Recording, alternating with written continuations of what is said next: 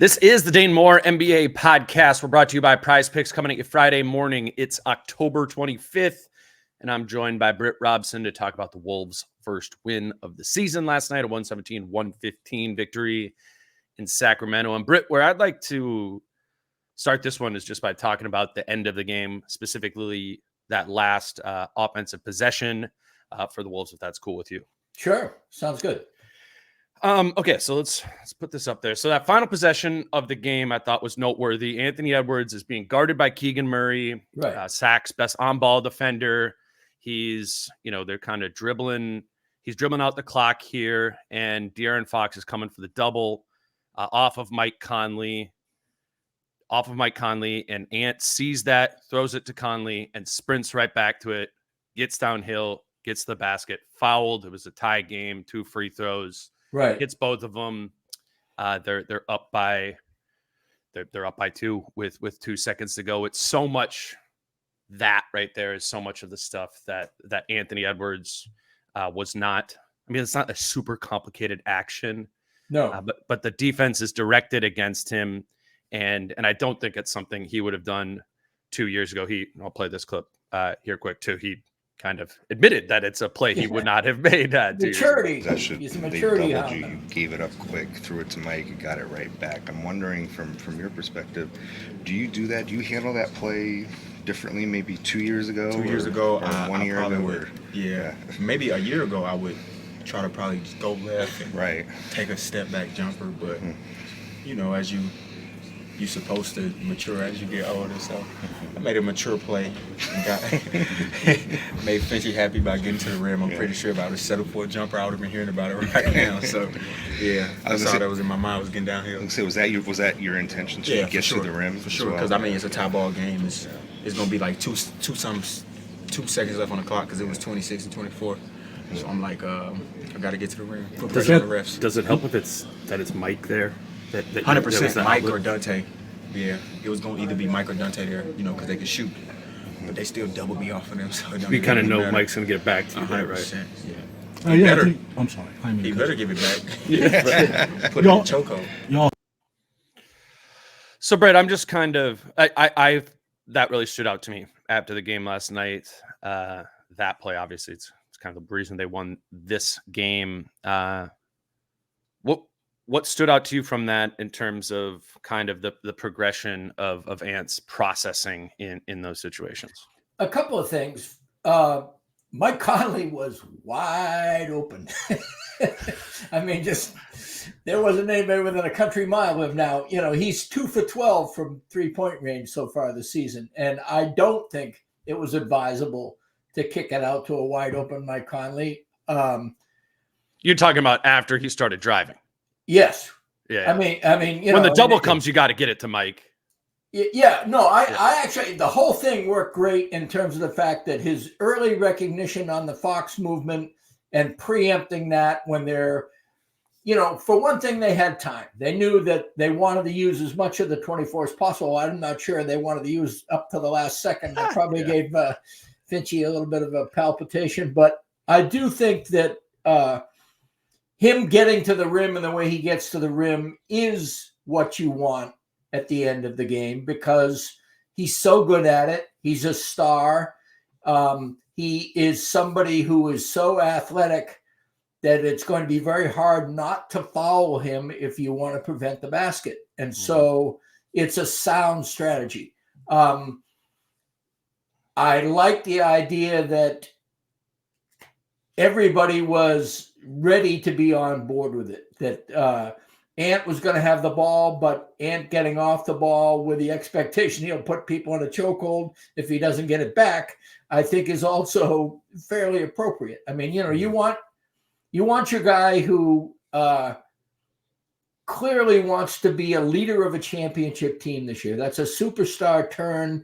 It's one of the few steps left that he needs to take. If you buy into the whole idea of you learn from your greater peers and everything in his Olympic experience, I'm sure he is far more likely to do that play in that type of succession after the Olympics, after watching LeBron and after watching KD and after watching Steph Curry and how they want to take over games and when they want to take over games.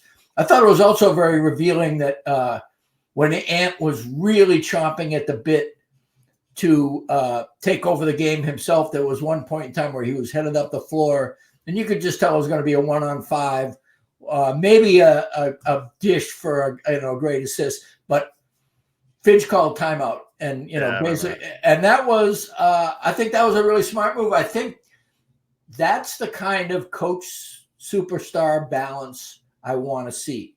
And then I'll also say that Julius Randle getting 33 points on 17 shots and not evincing the slightest bit of anything other than gratitude for the way Ant won that game is also exactly what you want to see from your ball stopping, forward, giving it up to the ball stopping greater person, even though arguably he had the better game and the more reliable game on offense. I mean, it's good signs for chemistry. And, obviously it's helped by the fact they won the game. Right. But again, it's a chicken or the egg type thing. They won the game because the coach, the superstar, and the new scorer are all on the same page. And that's very hopeful. Here's Randall on the late game offense. As executed down the stretch tonight, what do you think the keys were to make late game offense work for this team? Give Ant the ball. Give him the ball, let him make plays. They double team him. I'm there for him. We got outlets around him. If they don't, good luck.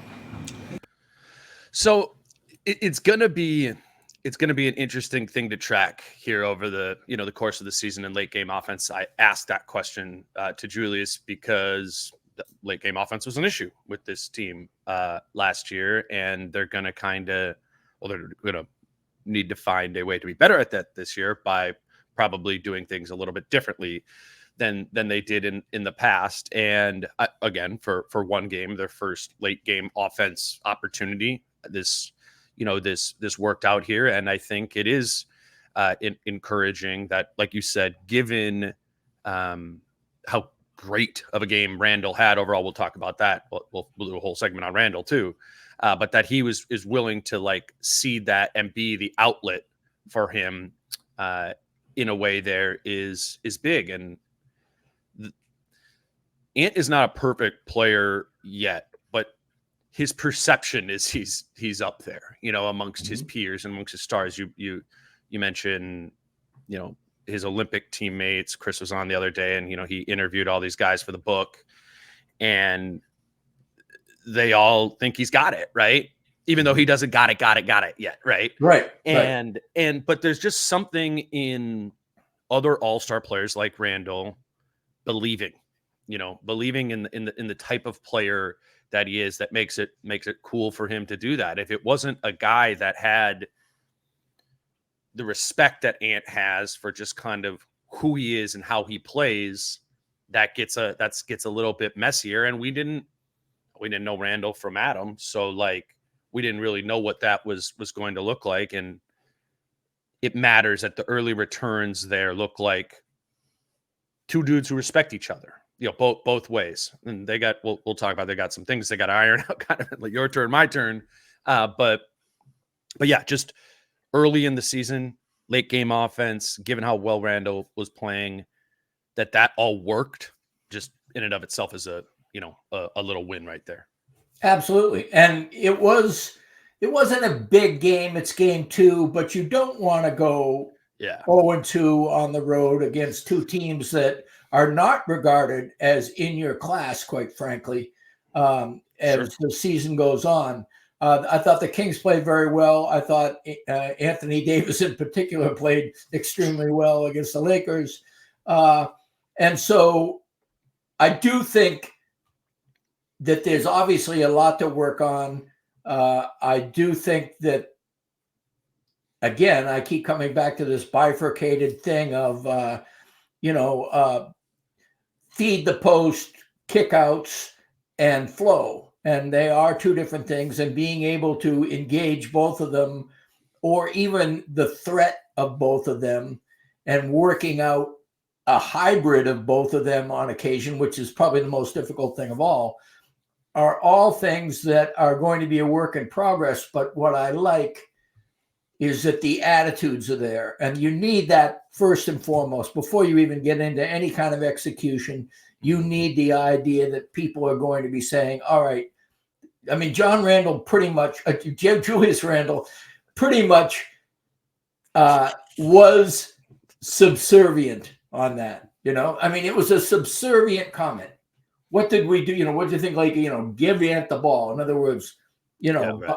I bow down, and that's a pecking order thing, and that's important. I mean, it's game 2, and he's a pretty big splash in the puddle when he lands on that starting 5, and so I do think it's important to get the attitudes right, because there's a lot of learning and familiarization that are going to come out of that are going to require a good attitude. I think the synergy is going to be there when Randle is going, when he's just having a generally hotter than colder game, because when you talk about the combination of post up or isolation and flow, to play both of those styles, as I think the Wolves did last night, lot of isolation stuff, but you get to flow off of isolation when the double comes. Right. It's an abbreviated flow.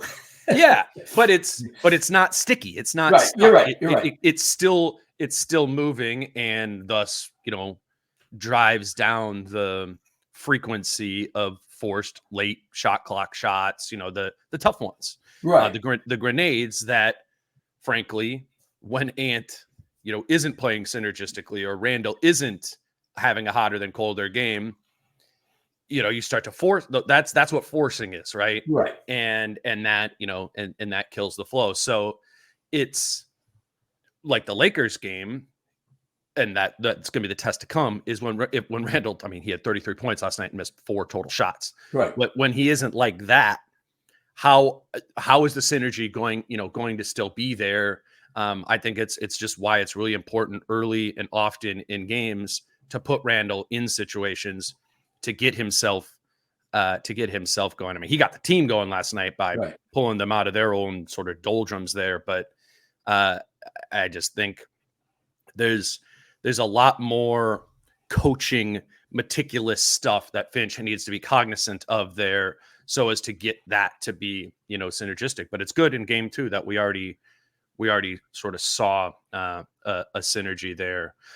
I wanted to say, related to just kind of the late game stuff here before we go into Randle fully, I thought it was noteworthy that Finch's closing lineups wasn't one closing lineup. Exactly. All 8 main rotation guys closed the game, or played at some point in the last 3 minutes for a meaningful stretch. I asked Finch about that after the game. Talked about maybe with the closing lineups having different closing groups. You kind of went to a handful of kind of different lineup combinations there in the last 3 minutes. Is that kind of how you envision that playing out? Yes. I mean, 100%. I just told the guys, the intention is here to be, until we find something that's kind of automatic all the time, but we have a deep and flexible team. We want to try to give ourselves as much chance to kind of play situationally, and guys are just going to have to lean into that. Every night it could be different, and every night I'm not going to get it right. So we're all going to have to figure it out together. How Britt, how do you see this sort of late game, not individual offense, but team offense, I guess team defense, team overall play? How are you feeling about that compared to last season, when it was pretty much the same 5 who closed every game? Well, first of all, I thought it was an excellent question, and I thought it was an excellent answer. I think especially the final sentence, because he gives himself as much latitude as possible. I don't know what it's going to be, and I'm going to make mistakes, as pretty much anything is going to go, and we'll see what happens. But I think that's the right answer, because they, quite frankly, the coaching staff is trying to figure out, they've got a Mike Conley, a Jaden McDaniels, and Rudy Gobert problem. that kind of get swept under the rug because, you know, they won the game. But in particular, Conley and McDaniels are kind of lost in a Randle-centric half-court offense. And so they have to start thinking, all right, we work through it until the game needs to be won or lost. And then situationally, we got to go with what works best for us. And we can't afford to hurt anybody's feelings because this is a process. They do have to figure it out. And the finding out will take place before crunch time. But when the clutch comes, you know Ant's going to be on the court. And then it's going to be interesting who's going to be around him and why. You know? Yeah, well, like me and John were talking, you know, because Conley was like on the bench with like 3 minutes left, and we were like, you know, he's not playing like very well. Like, you know, can he go? And I was like, man, well, I'd like Nikhil to be out there. Nikhil's playing well. I was like, oh, I'd like Naz to be out there too. And then if you're just kind of going by the heat of the game, you go, all right, you know, take Conley out there, and they're not quite at the point, I think, where they can take both Conley and DiVincenzo out in those situations. You need one guard manager, like as at least a co-pilot to Ant there. So it felt like one of the two of them had to play. Ant's going to be in there. Jaden was in there defensively. I do think it struck me in that time. It's like, I think Naz is going to, I don't think we're going to get a lot more Naz closing than we did last season, and it was very rare last season, or at least that's what it's feeling like right now. But I say that to mean that's what I was all thinking when there's 3.5 minutes left in the game. Who's going to close the game? Right, and then they all did. Yeah, and that's probably the proper compromise to make there. And not only proper, but you don't have to be stayed. This is a veteran team, and they're adding veterans. You know, I mean, Dillingham is not in the rotation. Ingles might as well not be in the rotation. There's 8 people that are playing, and there's minutes for all 8. Everybody's going to get their chance to shine. They're going to get 20 minutes minimum, if not more.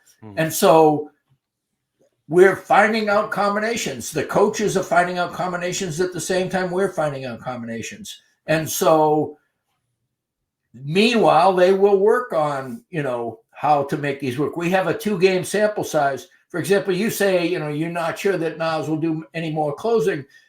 I think the ability to have either Naz or Randle as your matchup nightmare, because he's good, you know, there's very, very few teams that have front courts that can negate both Naz and Randle on matchups. Sure. And so picking one, depending on who's on the floor, that just gives opponents another thing to worry about while you've got Ant and, you know, other people out there working on things. So I do think it's a good thing. I keep going back to it's all context.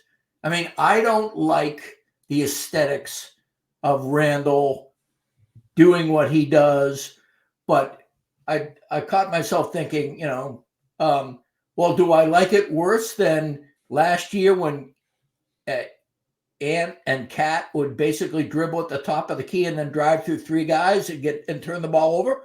No, I actually prefer the John Randle fall down and either make a basket or you know, kick it out to somebody. You know, it's better that way. And so, and there are going to be times. I mean, Randle isn't going to go 5 for 6 or 6 for 7 from the 3-point line, and therefore he's going to get jammed a lot more in the paint. I mean, all games, it's the beauty of basketball. All games have their own organism that goes about it, and it's going to be fascinating to see in these contextual situations how Finch ingrains habits and when he is just trying to snatch a win.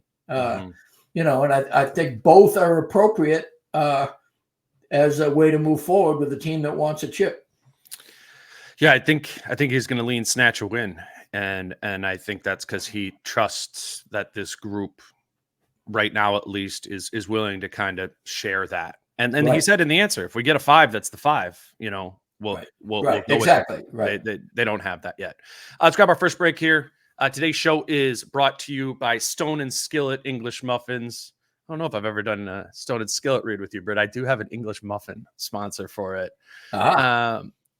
If you are a toast person in the morning, I really, really do recommend these. We buy them all the time, especially breakfast sandwiches. These are great. There's like a density to them. So seriously, if you're going grocery shopping this weekend and you're going to Whole Foods, they have them right there in the bread section. Just try them one time. The little 4-pack, they're cheap. And I want you to try it and see what they're like. There is a real substance to them. That it's not, you realize how much other toasted English muffin is like air when you have these. These have 6 grams of protein this week, and frankly, they just taste better. So if you can't get to Whole Foods this weekend, go over the bread section, grab them. Otherwise, you can go to stoneandskillet.com and order yourself a pack or a box. Again, that's Stone and Skillet English Muffins at Whole Foods, or for order at stoneandskillet.com. We're also brought to you by Prize Picks. And as we're recording this Friday morning, it's time to kind of set your daily fantasy lineups for the weekend. Vikings already played. Maybe you're a Vikings fan and you don't have that added interest on Sunday morning for watching your team. It's a fun way to put something on another game that you're going to be watching. You just pick two to 6 players to go more or less than a specific stat. The more you do, the higher your return is on your investment there. You do 2 picks for $5. They both hit, you get 15. I think if you do 4 picks for $5, you get 10-1 on your money there. It's just a fun thing to do. I think, especially if you're in fantasy football mode, you're kind of familiar with all these guys, but also basketball is starting as well. And they have a free Ant Square this whole first week. So go to prizepicks.com or the Prize Picks app. If you use the promo code Dane when you create a new account, your account will be credited $50 when you make your first $5 lineup. Again, that's prizepicks.com, Prize Picks app, promo code Dane for $50 immediately. Okay, Britt, I want to talk a little bit more about Randle. I know we're getting into him some with the late game offense. I think we can't undersell how encouraging it is, particularly after that first game, that not only that Randle played well, but that he seemed to fit into the group. We asked Ant about that after the game. I just want to start by playing that clip. This morning, we told him, don't fit around us. We got to fit around you. He averaged 28 one year, 28-5 All-Star. So, get back to that, and we'll figure it out. We got a bunch of players that can shoot, and he's really good at penetrating and playing inside the line. So, just told him, be yourself. We'll figure everything else out, and that's what he did. Curious your thoughts on that, Britt. Well, the right thing to say right now, of course. Yeah. And of course, if you say, all right, well, how much of your game are you giving up? We'll figure it out. He says, I won't shoot 23s. I'll only shoot 15. Right now, as I mentioned, attitude is more important than X's and O's, because in order to make the X's and O's work, you need everybody on the same page. Buy-in, yeah. Yeah, buy-in. And I do trust Chris Finch. When people talk about Finch as a coach, I do think relationships and player management is really where I find him to be, just human relations management, the ability to speak plainly and factually without it getting nasty or personal when it's negative, or without getting too sentimental and saccharine when it's positive, is a real strength of his as a coach. And so I think that he is the right person to kind of help set this tone, because it gives him the freedom to work things out. And that's what they're doing now. They are, I was worried after the first game that we may be in one of those Gobert cat, let's find out how this goes for 20, 25 games, And I think the team was thinking that too, man. And that could be pretty deadly, the Western Conference is pretty unforgiving this year. And so what Ant said like so many other things Ant says, if you take it literally, you can poke holes in it. If you take the vibe from it, it's the right vibe. And so I obviously endorse it. It's a great thing. And I think Randle in kind, what I really liked was when Ant made that bucket got fouled, hit the 2 free throws. Then they had to, weather the missed 3 from Murray. But as they were coming, Randle came from the one side and pointed to Ant, and then they hugged and everything. It was that was not for show. That was hey, 65 points between us. You're the man. No, you're the man type hug. Yeah. And so that's what you want to see. You want to see that happen. One of the things I do want to get into, and I don't know if this is the right time or not. We will go for it. There were 2 11-0 runs by the Wolves. They won by 2 points. So without these 2 11-0 runs, they were a minus 20. Yeah. And those 2, one was less than 2 minutes near the end of the third quarter, and one was 2 minutes and 30 seconds, 2.5 minutes midway through the fourth quarter. And so you've got basically less than 5 minutes in which they were plus 20, 22. And the 3 common players in those 11-0 runs were DiVincenzo, Ant, and Nas. And that makes perfect sense to me. Yeah. They are the connective players. They are the people who play connectively and also have the individual offensive threat that if they have to be non-connective, they can make something out of it. The 2 people at the end of the third quarter that were joining them were Gobert and Na. And the 2 people that were joining them in that fourth quarter run were Randle and McDaniels. So you have a situation there where it's a nice, in this particular game at least, it was an all-purpose trio of players who could really do something. Now, again, a lot of this has to do with the opponent and matchups and so on and so forth. They'll get Toronto next time. Toronto, I saw that Cavs game. They were awful, and they have a terrible starting lineup. I mean, quickly, or Polo, quickly, and Barnes are like their core 3 right now, and so, then you get Dallas, and it's a whole different thing. So it is going to be matchups, but I did want to point out that synergy and the ability to flow is still going to be really important. And if it's more than a one-pass flow, I think what that does, I think that first 11-0 run, a lot of that was Nas getting threes and dishing for threes. It was DiVincenzo getting a 3. It was Na getting a 3. And it was Gobert. There was that one brilliant play where Gobert took 2 people on a roll, and therefore Nas was wide open in the corner. Jim Pete raved about it. It was a beautiful play by Ant. Rudy's been good on the roll in both games. Yes, I agree. As a passer. And he's working his ass off, And not only that, but he's going to have a much bigger burden this year than he had last year in terms of on ball rather than, lurk. He's going to have to be on ball a lot more. And that's a change. Yeah. Well, I mean, Davis and Sabonis, those are the 2 guys who I would have said, I did say last season, like that. Those are the 2 guys that Rudy kind of has to be the one to guard them one-on-one. And he's not very good at, guarding them one-on-one.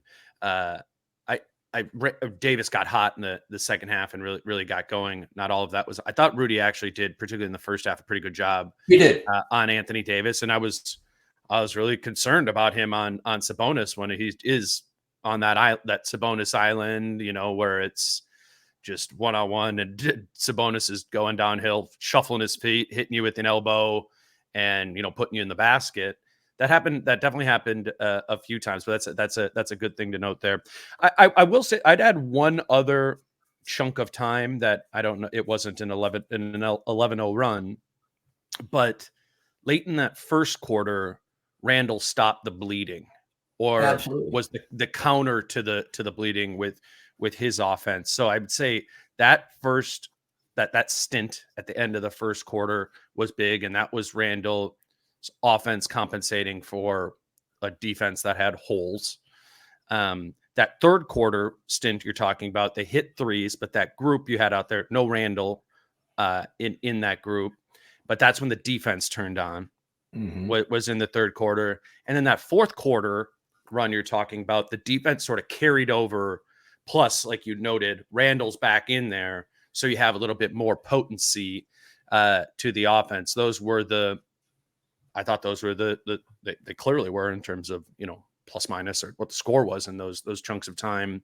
And that saved the win there. It is interesting that it had a core group for most of those times, but like a little bit of the other two pieces surrounding there were kind of tailored to the moment. Right. If that makes sense there. I thought that was, yeah. The most optimistic thing you could say, if you really want to put on your rose-colored glasses, is that this team has a lot more flexibility at both ends of the court in terms of how they want to play and how they want to play well if they can sync it up. I mean, they have a ceiling that rivals Oklahoma City and Boston if they could get all of these players, all of their upsides synced enough that they are not hit and miss too much. There really is a potential that in terms of talent, it's pretty indisputable that the talent is there at least 8 deep, very deep that way. Any one of those three guys so far this season, Na being the very pleasant surprise, but Na, DiVincenzo, and Nas, you got to have faith in all three of those guys right now. And the 5 starters have all proven themselves in the past. So it is just a matter of fit. To the Boston and OKC point, I think the Wolves look like they're playing offense more like those teams now. Those teams, right? Yeah, that's what I'm getting to. It's like, I mean, those are 5-out offenses, and you'd be like, oh, Dane, the Wolves don't play 5-out offense. They got Gobert sitting there all the time. But it's like they look like they're playing like Boston, or they looked last night like they're playing like Boston or Oklahoma City, but with a big in the paint there, which is what the Wolves have to do. Like, Rudy's going to play. He's a huge part of this team, but you're not going to space him to the corner like you are with Al Horford or with Chet Holmgren. It's a difference, but they still, at least in this game, found the 3-point volume. They shot 53s last night. Ant had 15, Conley 7, Nas 7, Reed 6, DiVincenzo 6, Na 5, and Jaden 4. 46 threes was the most they shot in a game last season. That was the only time they shot 45 plus. And only one time last season did the Wolves shoot more threes than they did twos in a game. And last night they shot 53s to 36 twos. That was really, really different. I asked Finch about it after the game. 53-point attempts, Chris. Talked about wanting the 3-point volume. How did that feel? I mean, I thought they all were pretty much in the flow. I didn't think too many of them were forced, so that was good. We felt we could get a lot of them if we were making the right play out there. Guys were ready to shoot them.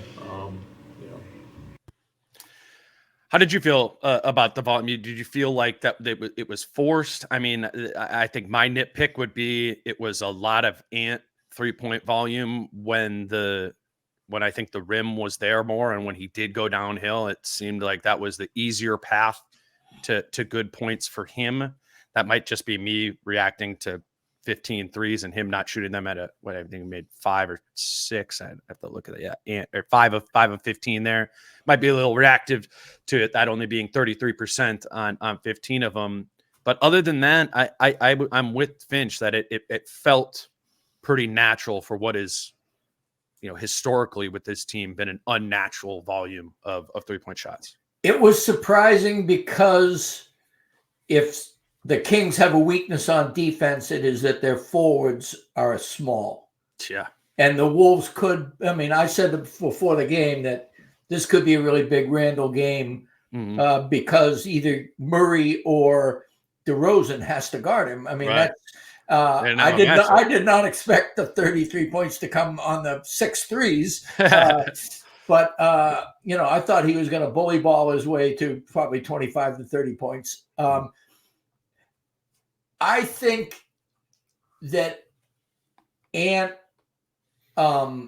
is always going to be a field player, and for whatever reason, you're right. 5 for 15, I think it was last night. 5 for and 15. so of course, we'd much rather see 4 for 9 or something, and have those 6 either be getting off or getting into the paint. But it has been interesting that the Wolves have been outscored by a lot in the paint the first 2 games of the season. I think it was like 72-40 against the Lakers, and I think the Kings were probably almost 20 points more in the paint last night. Again, everything is so early. If Conley is hitting that 3, if McDaniels can find a rhythm and a place in this offense, I think those are the types of things that we don't know the dynamic yet. It's almost like a car that you're trying to tune up to the right way. And some parts are running really well and some parts are not running well. And if you want everything to run well in the car, you keep working on the parts. With the 3-point shooting, first of all, Ant's going to do what he wants to do, but everybody else was shooting pretty well. Yeah. I mean, they were 40%, even though Ant was 33% on 15 attempts. Sure. So that means they were close to 50% with the rest of the lineup. 15 of 30, or wait, what was that? Yeah. So then they're 15 of 35 for the rest of the guys, right? Yeah. 20 for 50. Yeah. So that's 3/7. So that's 429, 42.9%. Look at that. I know that's baseball. 3 for 7. It's a 429 average. But anyway, I do think that it should not be their bread and butter. I think their bread and butter still should be pound the paint and cut in the paint and use that leverage to get your open threes. I don't think it can be their bread and butter if Rudy Gobert is playing 34 minutes a night. It's just, You mean the threes can't be their bread? Yeah. Exactly. It's hard, at least right now, for me to picture duplicating 45 plus 3-point games. Exactly. When you are going to be a team that is going to spread it out and play pick and roll and use Rudy's gravity on the roll. Now, to Rudy's credit, I said this before, and maybe this just hasn't sunk into me enough, but Rudy, they're getting Rudy on the bounce in the mid-roll area significantly more right now in these first 2 games than last season, and certainly more than his Utah days. And what Rudy's clearly worked on is 1, catching it there, and 2, making a 1 dribble move, a 1 euro move into a kick out there. It is abundantly clear to me that is something he worked on, physically, but also, mentally this season. So maybe that's how you get more of that. But probably the perfect cocktail is, getting a little bit deeper on those pick and rolls and getting Rudy with some lobs too. So they're not going to beat Boston. They're not going to be Boston's going to shoot 53s a lot this year. I don't think the Wolves are going to shoot 53s a lot this year, but I do think they could be maybe top 10 in 3-point volume after being 23rd a season ago. That's a real jump. And even more, one of the reasons why that space game works for both of those teams is that they're excellent cutters. If you really play 5 out on defense, they're going to get you baseline. They're going to get you weak side cuts. I mean, both of those teams are really good at that. And so that's something that Finch is long cherished, is utilizing cuts more often. He's got players like McDaniels and Ant who, could be really good at it.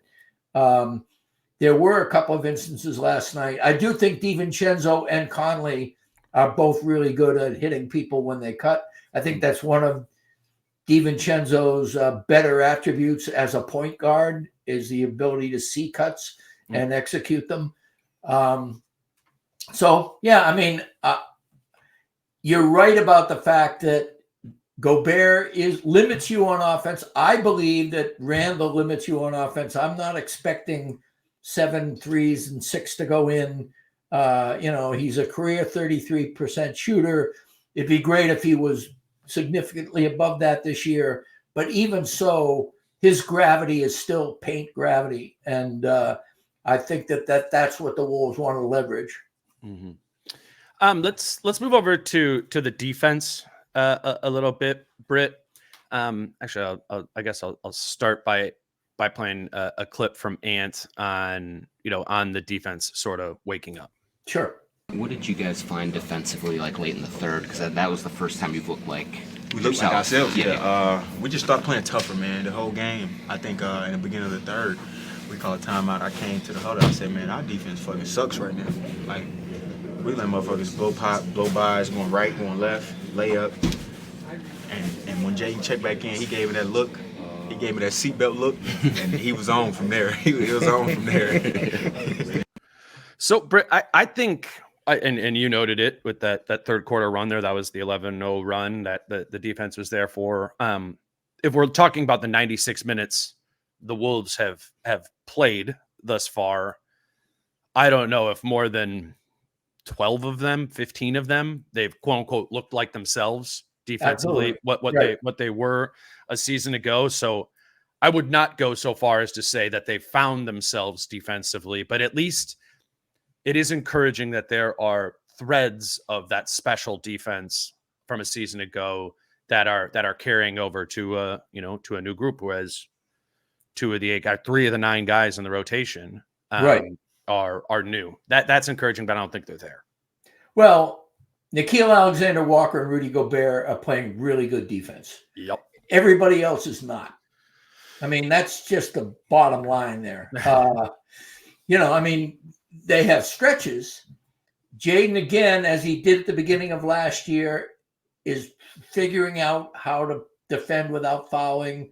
The book on Jaden is out there throughout the NBA. Stutter step, uses aggression against him. And then also when he does what he prefers to do, which is glide along with you, then go into him, use his competitive fire against him. So I think that's an issue. He continues to get at least 1 foul a game that is a ridiculous outside the action foul that he just can't afford. Now, he didn't get in foul trouble last night. He had a couple of egregious early ones, but not, he didn't have the same problem he had in LA. But he's not there yet. Nas is up and down as you can expect somebody. I mean, you and I have both said this. You said it before me, but I've certainly embraced it, that if you are what you defend, Nas Reed is not a center. And Julius Randle does not seem to be a center. There is one center on this team in this rotation, and that will be something that, will be the subject of another podcast when that gets really exploited sometime.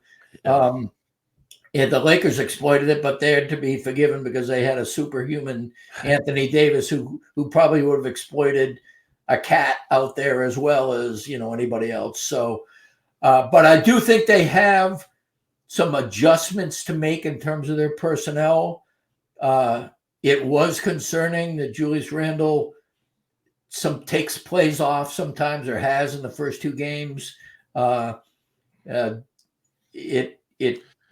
hope that was a reticence about his role, or not knowing coverage or something. Because that's the rose-colored glasses version of it, which I'm kind of with, is like not knowing exactly what you're doing or when you need to break off specifically from this or that defensively. Looks like indecision. If he wasn't so flat-footed. Yeah. he needs to be, just like more active and engaged. I mean, that one where Keegan Murray just left Keegan Murray to shoot a wide open 16-footer. It's like, what are we doing there? But I think it's this reaction where he thought they're, like that play in particular, he thought they're switching it, and then they didn't, and now Keegan Murray's there wide open, and there was no sense of urgency to get over there to close And there out. was discussion. You could see the players coming back up the floor, were basically trying to fix that right after it happened. It wasn't like everybody ignored it. Right. And so it is. Clearly Ant didn't from it is a familiarity problem as well. And then, it's way too early. It's 2 games, but Mike Conley, whew, I mean, it's really easy to do this. He's played 48 of the 96 minutes thus far. When he's been on the court, the Wolves have been outscored by 28 points. When he has been sitting, the Wolves have outscored their opponent by 23 points. And it's exact 48-48. By comparison, 47 minutes plus 18 for the team, 49 minutes, sits minus 23 for the team.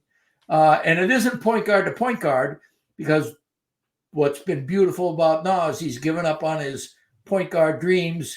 And, he's only had the exact player he was last year. It is such a blessing. Yeah, because he is locking people up again, and he is getting open off the ball again. Jim Pete, in beautiful commentary last night, indicated how Nas set himself up for a corner 3 at one side, and as the action continued, made a corner 3 from the other side. He knows how to space. He knows how to move without the ball, either get himself open or make sure that somebody else is open by continuing to move. And that's why he was a net rating guy last year, and that's why he's a net rating guy thus far this year. And so it's just great to see. And he's like the classic guy that you watch a couple weeks of League Pass and you see a team play 3 or 4 times or whatever, and you're just it's the guy that I would be watching and I would just text you, be like, man, right. Io DeSumo, or Alex Caruso. Like Keon Ellis last year for the Kings. Keon Ellis, that's why he's in the rotation this year. Is like he was definitely on a blip on the radar, and then Herter got hurt, and there he was. But there are these I've always guys. said Caruso. Caruso is my Nikhil. Is the ultimate guy. Yeah, he is. He is like the pinnacle of that. Right. And Hartenstein is too. I mean, that's why here you go. Right. You got 2 guys who are just phenomenal that way. Yeah, I got to watch that game at some point. Yeah, 87 points for the Nuggets. Yeah. Whew. It's gonna be. I tell you, I have the Nuggets 6th. I mean, I'm not doing victory laps yet. Right. But I don't, because they've got Jokic, and they do have, even without Caldwell Pope, a decent starting 5, certainly a great core 4. Right. But Murray needs to step up, and that team just did not look like a team ready to go through the slog it will take to get where they need to go. It's an interesting watching some of that game, and then watching Dallas. Dallas looked fun last night. Yeah. Again, the opponent was much more inferior, but even so, that's my airplane game that I'm going to the San Antonio Dallas game. Yeah, oh yeah. Well, I mean, there's some really fun stuff. Wemby, by the way. Wemby's going to be really good. Whoa! Breaking. I mean, he's hitting like turnaround, 21 footers. Just insane stuff. One last thing on the Nikhil Jaden part of this. Part of what is giving the main 8 guys all this time to get a rhythm and play with a rhythm and play 20 minutes a game is, one, that they're really only playing an 8-man rotation. I think right. Ingles has technically played in the first half of both games, 5-6 minutes both times. But Jaden has only played 43 minutes in 2 games, 21 and a half per game last year. He was at 29.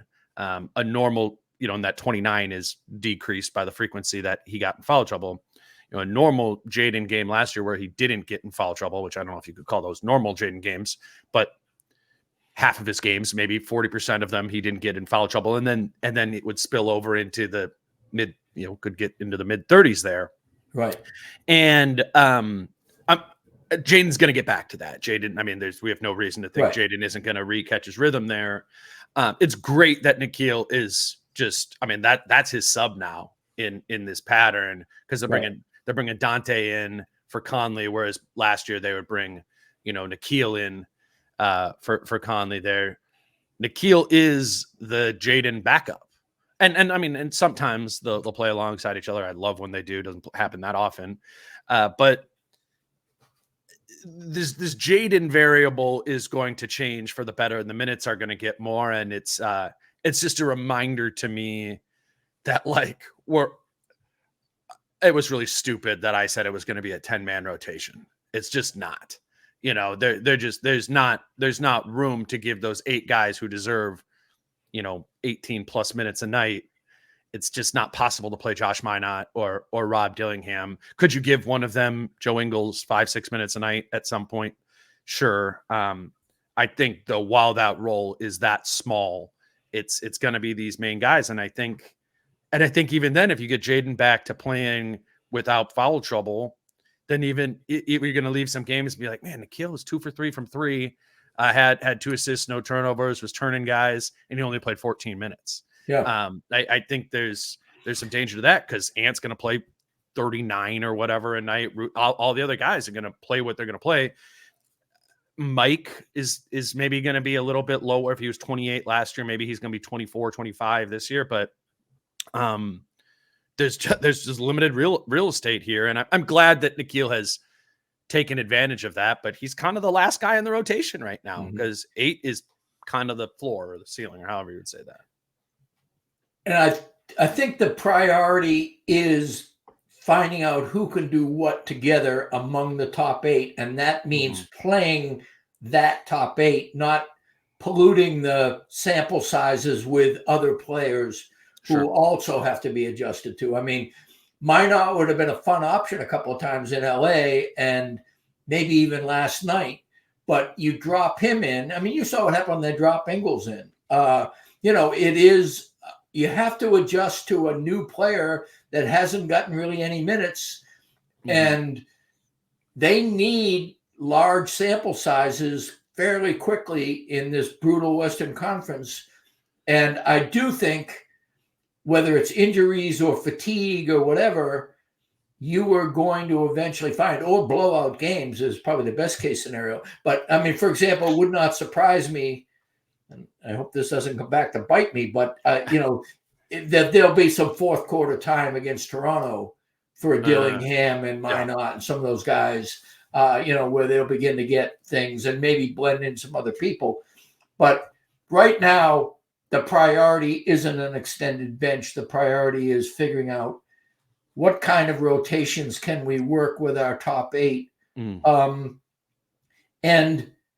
you don't want to, you want to keep tweaking, even if you have some things right, because as you said, Jaden McDaniels and Mike Conley are not in their groove. And you have to, those are 2 guys that are very, very important to get in their groove if you're going to get where you want to go.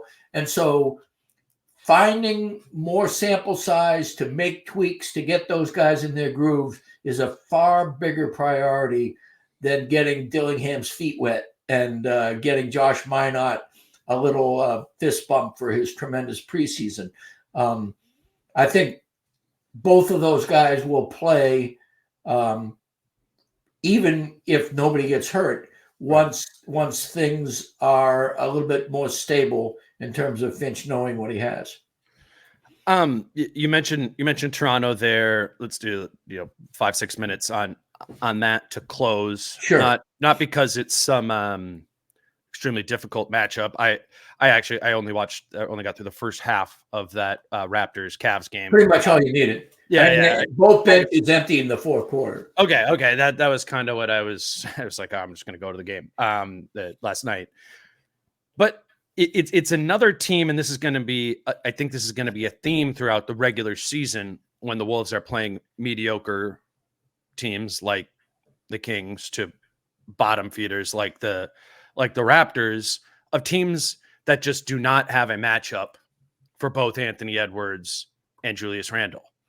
And I thought it was a great question for the Kings to answer. Like, what the fuck are we going to do against this? Right. Because Keegan Murray is our only physical perimeter defender with size, Right. to be able to guard Keon Ellis. We just both shouted him out. I like Keon Ellis, and maybe you could put him on Ant, but you look at their starting group, and they were like, well, we're gonna put Keegan Murray on Ant because Ant is Ant, and then you're just left with like all right, like DeRozan on Randle, which obviously meant Sabonis comes over, which means that the kick outs and everything else, because somebody's got to backfill to get Gobert. I mean, it just is the chain collision. It's the story of the NBA. If you have a dominant matchup, sometimes the dominant matchup isn't the guy who shows out. He's the guy that creates everything. I mean, it's no secret why Ant leads the team again in plus minus and has the best net rating. It's because when he's on the court, if you're not, they doubled him a lot last night, as did the Lakers. And so that frees up other people to do cool things. And that's the way it should be. And smart teams will not pound the rock to that guy. They will let that double team create the things that they can do more easily and take advantage of it. Well, and to that point, Toronto's going to be another team that you can take advantage of there. They start Pirtle, Barnes, Dick, Agbaji, and quickly. RJ Barrett and Bruce Brown didn't play in that game. I'm not two key players, right? Yeah, two key, but like that, that's the matchup right there. And you go, right, okay, we'd like to put Scotty Barnes again, like Keegan Murray, right, on both Ant and Julius Randle. Like, I don't know. I don't know what you do there. And I think what some of these teams are going to do is have to make the decision to play the bigger guy against Randle, which is now giving Ant a lesser defensive matchup. Like, I would think they put Barnes on Randle, and now it's Agbaji on Ant, probably. Who's right. I can't say I know Agbaji's game inside and out. He's not a terrible defender there, but that's a good matchup. What else I could put Quickly or Dick on him. Right. So I just, it popped to me last night watching that Raptors game. It was the same thing. I'm like, I don't know how these teams get to, a primary matchup. And it's going to be interesting to see how much opponents start to scramble to account for that duo there. Weirdly, in ways, it seems like they have to account for it more with Randle than they did Cat, because you would just kind of put a fast 4 on Cat and then just double if he went into the post. Mm-hmm. Well, Randle's going to catch on the perimeter and get into the middle more deliberately and decisively than Carl will. And it's just you can double there too, but it just feels different to me. And it feels like there's a greater mismatch problem here for opponents against an Ant Randle team rather than Ant Cat team. Just given that doubling Cat with kind of whoever the two guys you doubled him with was often a pretty good strategy by opponents. And what I'm thinking about with Randle is I'm like, those are my favorite possessions. Randle got doubled.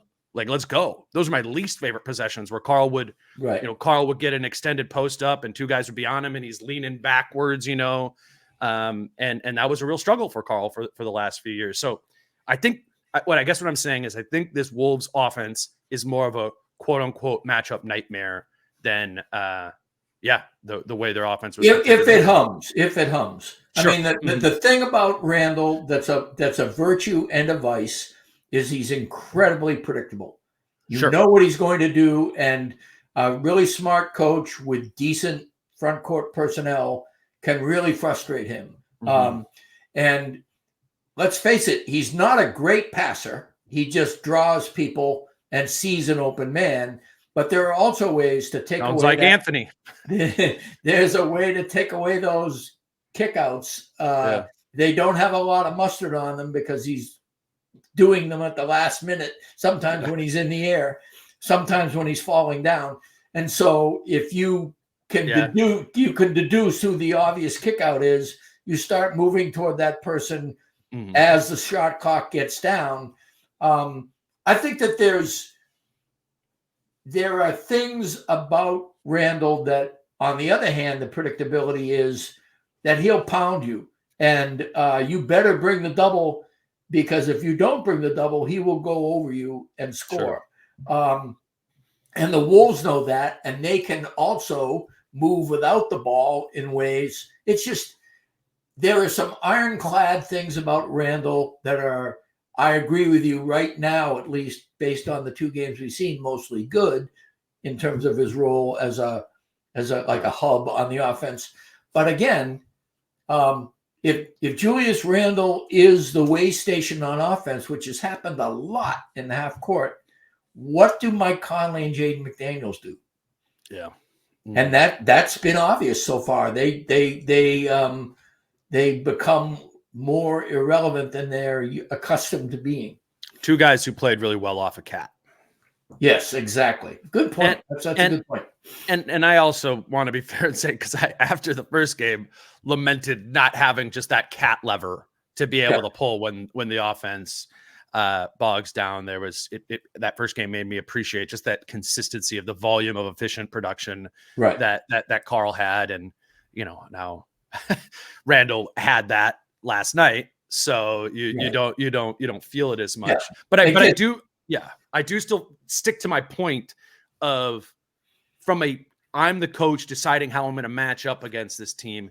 It is a more complicated, or just a calculus that they don't have the answers for as much, I think, in this roster configuration. And at least for today, that's encouraging to me. Yes, I agree.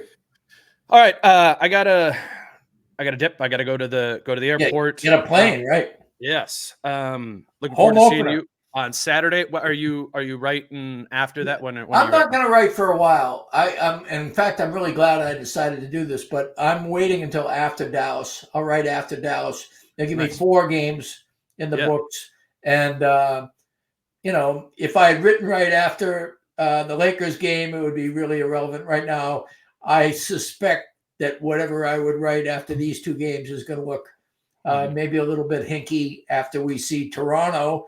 And anything I wrote after Toronto is going to, I think that's a good point. Yeah. 4 games, 2 at home, 2 on the road against teams that are, one I believe is close to elite. I've got the Mavs as second, this year in the West, and the Lakers with a really good matchup against, I think the Lakers front court matches up really well. Yeah. So it's a good sample size, and plus I get to give my on the ground thoughts here, and I'll figure out bigger picture stuff in print. Yeah, no, and I think it's good to, if we assume that they beat Toronto, then it's just kind of an extension of this right now. It will be good to be like, are the vibes rolling, and they beat Dallas too, and things look good there, or maybe you're 2-1 going into that Dallas game, and Dallas presents. The Dallas matchups are going to be extremely intriguing to me all season. So many subplots. It really is it's going to be great to see how Julius Randle fares against against that front court. That is a fascinating front court. Yeah. In terms of what they do. And it is the front court. It is the style of play. It is what last season's team had problems with, was the way in which Luka uses his bigs, multiple bigs, in dragging action to confuse your switches, your coverages there, all while having shooters in both corners that he has all the means to get the ball to. It's the toughest team in the NBA for the Wolves to guard. I think tougher than Boston. And I'm saying that 2 games in right now, but I think that Randle, like Cat, I was hoping he might be better, and for all I know, he will be better. But neither one of them have impressed me on closeouts. And Dallas, if you can't close out on Dallas, because you're going to have to wait. You're going to have to wait to close out, because of what Luka does. Yeah. And so, but if you're quick on closeouts, it's obviously during those 2 11-0 runs, and I know you got to get going, so I'll finish it here. But their closeouts on defense in both of those 11-0 runs were significant. And it's that little thing on defense that doesn't go in the box score, but it's what Na does really well. It's what DiVincenzo does really well. It's actually what Nas does pretty well. And all 3 of those guys were a common theme in those runs. It's what the defense did well last year. Carl, included in Well, and they structured their defense so the Cat didn't have to close out as much, and they may have to do that again with Randle. It was interesting to watch Randle chasing Keegan Murray, and I was like, oh yeah, that wasn't great. Just like it scared me when Cat had to do it last season. Yeah. So yes, plenty of things to iron out. Look for Britt's piece on I'm assuming that'll come out Wednesday or Thursday morning, and then Britt and I will reconvene probably to talk about that on next Thursday. That's Halloween. So Britt, I appreciate you doing it. My pleasure. Did you just laugh because I called it Halloween? Like, I don't know. I think of October 31st. What am I supposed to say? Well, I mean, again, part of it is this. We were at Following Knife less than a week ago.